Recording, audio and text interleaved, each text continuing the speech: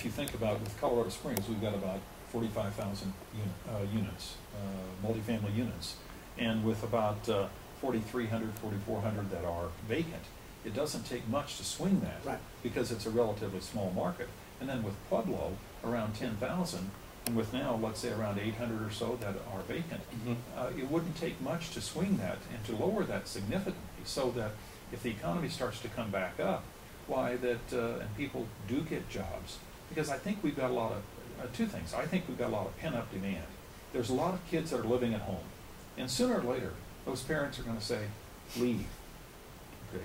At the same time, though, we've got the natural growth. I mean, Pueblo is growing somewhat, so is Colorado Springs. And so with the natural population growth, why, there is going to be a greater demand for multifamily housing. In Pueblo, another thing that's been interesting in the last month,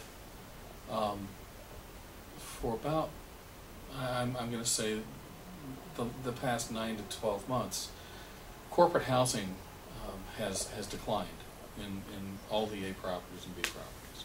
In the last month, it started really picking up on short-term leases. And most of them are the traveling medical groups again.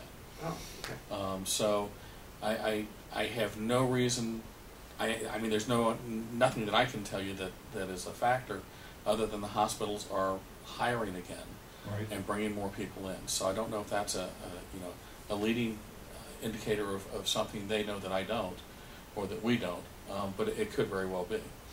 Well, with literally a supply that is relatively small, and the fact that you've got a number of different factors taking place, hardly any increase in the stock. Pueblo as well as Colorado Springs. To me, there's only one way that vacancies are going to go, and they're going to go down, and as a result, rents are going to go up. Certainly, certainly. well, that's true.